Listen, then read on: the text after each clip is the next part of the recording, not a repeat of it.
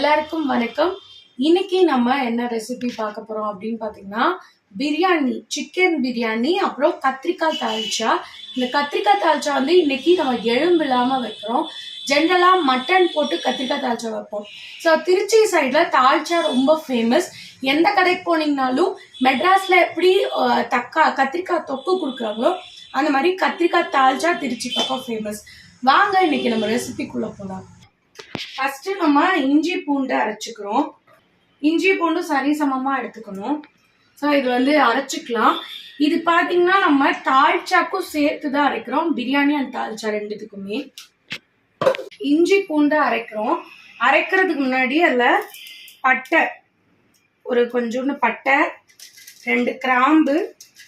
நான் மசாலா பொருள் வந்து எப்போவுமே கம்மியாக சேர்ப்பேன். ஏன்னா அது வந்து நெஞ்சு எரியும். சாப்பிட்றப்ப நல்லாயிருக்கும், உள்ளே போனதுக்கப்புறம் எரியும். ஸோ எவ்வளோ கம்மியாக போட முடியுமோ அவ்வளோ கம்மியாக.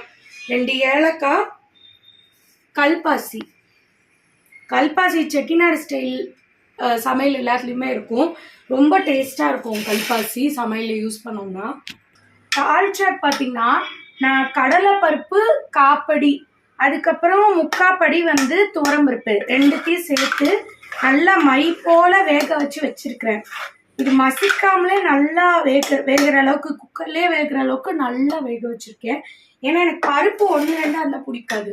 அது நல்லா மேஷ் ஆனதான் குழம்பு சாம்பார் எது வச்சாலும் டேஸ்ட்டாக இருக்கும். அரைச்ச இஞ்சி விழுது இருக்குல்ல, அதில் ஒரு டீஸ்பூன் அளவுக்கு, ரொம்ப போட வேணாம், இது சைவம்னால, இதில் எலும்பு எது போடனால கம்மியாக போட போதும். 1 டீஸ்பூன் அளவுக்கு இஞ்சி பூண்டு விழுது இதில் சேர்த்துடலாம்.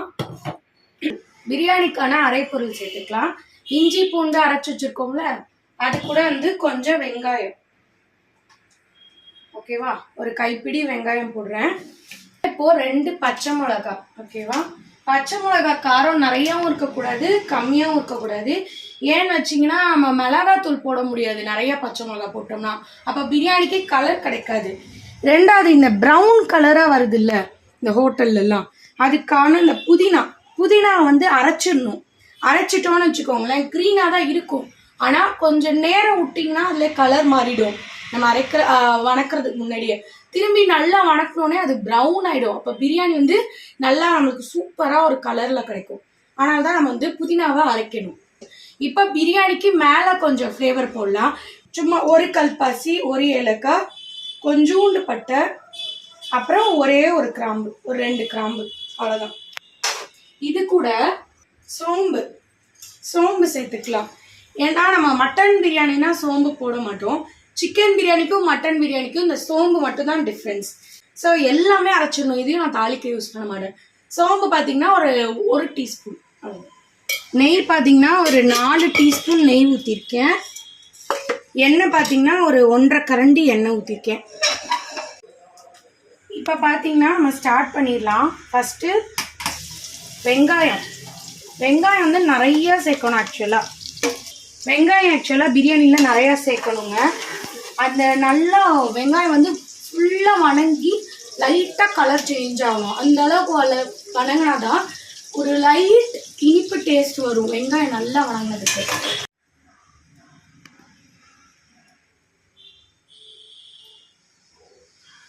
நெய் பார்த்தீங்கன்னா ஒரு 4 டீஸ்பூன் நெய் ஊற்றிருக்கேன். எண்ணெய் பார்த்தீங்கன்னா ஒரு 1.5 கரண்டி எண்ணெய் ஊற்றிருக்கேன்.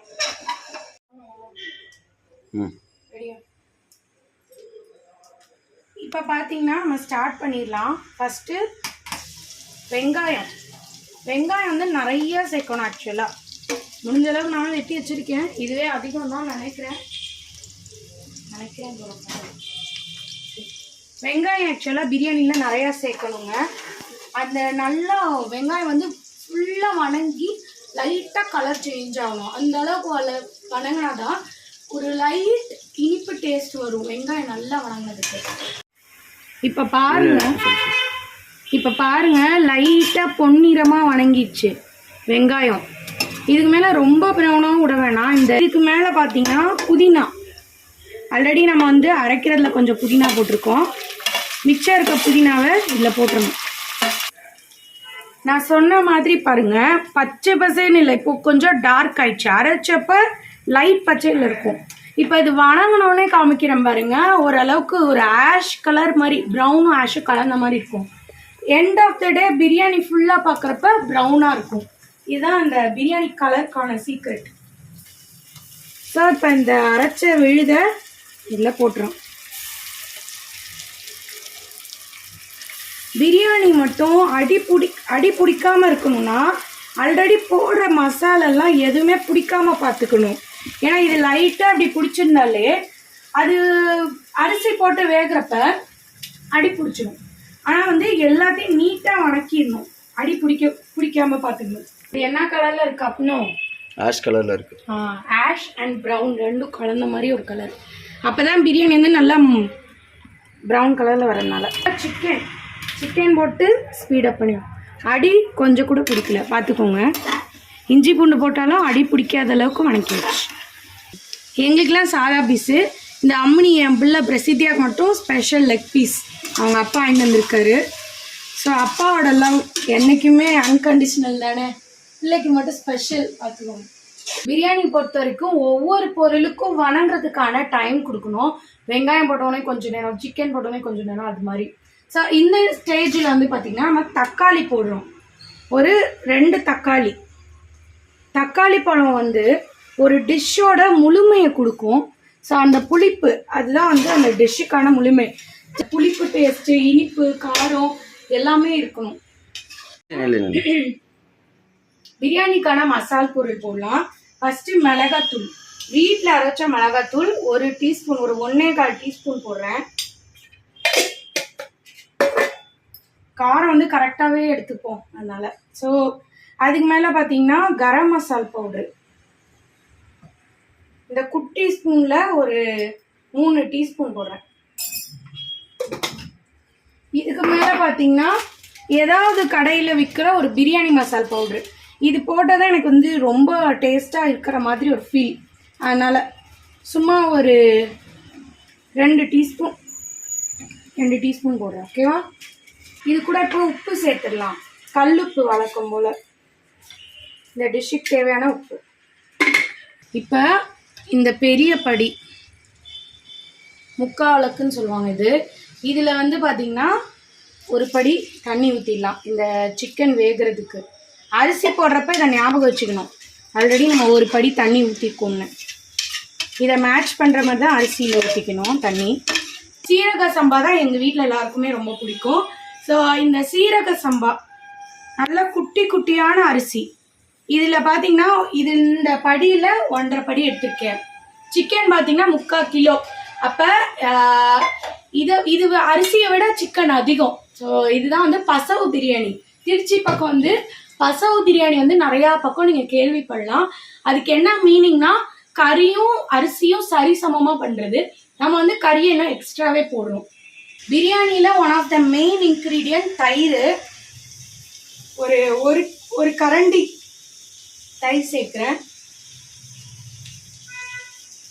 கொஞ்சம் புளிச்ச தயிர்னா இன்னும் டேஸ்ட் சூப்பராக இருக்கும். இதெல்லாம் பண்ணிவிட்டு இப்போ மூடி வச்சுட்டா சிக்கன் வெந்தோடனே நம்ம அரிசி போடலாம். ஆனால் சிக்கன் விசில் வர வரைக்கும் அரிசியில் தண்ணி ஊற்றாதீங்க.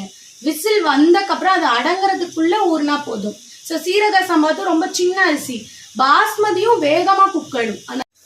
இந்த கலர் பாருங்க. இப்போது உங்களுக்கு தெரியுதா ஏன் புதினா அரைச்சோன்னு என்ன கலர்? தகன்னு ஒரு கலர். அதே மாதிரி வந்து பார்த்திங்கன்னா தால்ச்சால மாங்காய் யூஸ் பண்ணுவோம். மாங்காய் கிடைக்காதனால நான் புளி போடுறேன். ஒருவேளை மாங்காய் கிடைச்சுன்னா புளி அவாய்ட் பண்ணிடலாம். வெறும் மாங்காய் போட்டால் போதும், செம்மையாக இருக்கும். சீரக சம்பா அரிசி ஊற வச்சு கழுவி வச்சாச்சு. 1.5 படி இதில் இருக்குது. சரி, இப்போ அரிசி ப்ரொப்போர்ஷன் ஆல்ரெடி 1 படி அரிசி தண்ணி வந்து நம்ம சிக்கனில் ஊற்றிட்டோம். இப்போ 1.5 படிக்கு இன்ட்டு 2, அப்போ சாரி இஸ் 2 அப்போ எவ்வளோ? 3 படி. 3 படிக்கு ஆல்ரெடி 1 படி ஊற்றினதுனால மிச்சம் 2 படி தண்ணி வந்து சிக்கன் வெந்தக்கப்புறம் ஒரே ஒரு விசில் தான் விட்டு சிக்கனுக்கு. ஏன்னா உடஞ்சிடக்கூடாது இல்லை பீஸ், அதனால. ஸோ இப்போ வந்து ஓவரால் இல்லை 3 படி தண்ணி இருக்குது. தண்ணி கொதிச்சோடனே இந்த அரிசியை போட்டு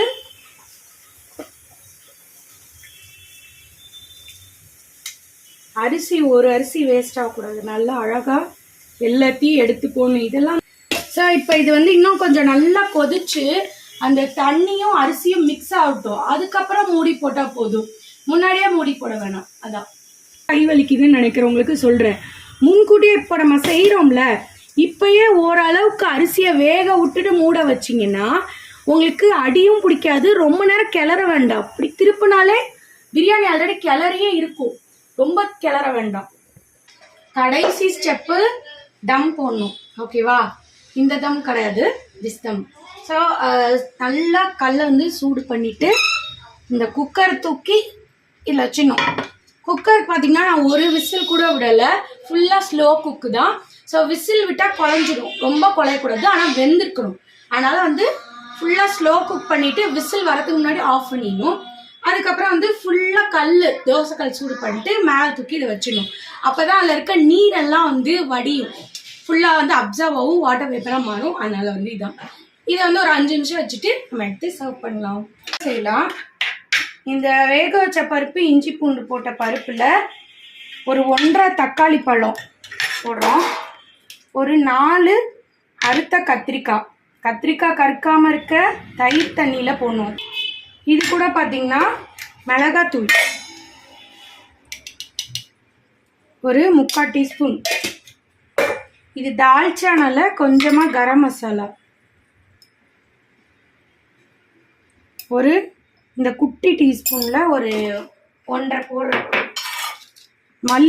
மல்லித்தூள் ஒரு டீஸ்பூன்.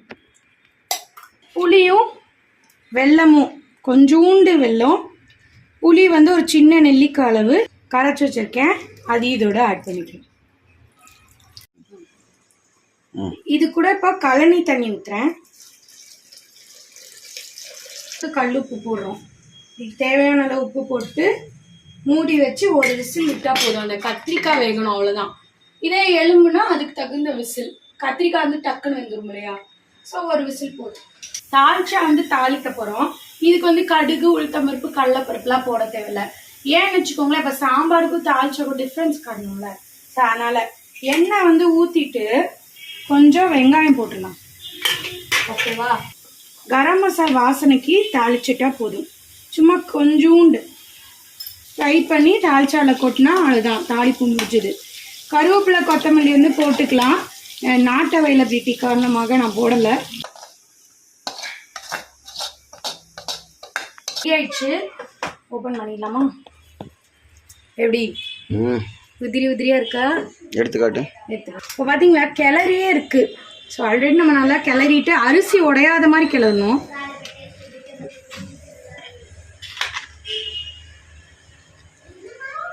இந்த ஸ்டேஜ் தான் எங்களுக்கு பிடிக்குங்க. இதை விட நீங்கள் வந்து வரப்படியாக நினச்சிங்கன்னா இது முன்னாடியே எடுத்துருங்க. நெய் மேலால் ஒரு 2 ஸ்பூன் 3 ஸ்பூன் ஊற்றினா பிரியாணி தயார். இன்னைக்கு வந்து எனக்கு ரொம்ப பிடிச்ச பிரியாணி தான் எங்க அம்மா ரொம்ப கியூட்டா செஞ்சிருக்காங்க. அந்த பிரியாணி வந்து சீரக சாம்பார்ல வந்து சிக்கன் பிரியாணி வந்து பண்ணியிருக்காங்க. ஃபர்ஸ்ட் வந்து லைட்டா வந்து தால்ச்சா வந்து ஊற்றிட்டு அப்படியே கொஞ்சம் சிக்கன் பிச்சு எடுத்துட்டு அப்படியே எடுத்து வாயில போட்டா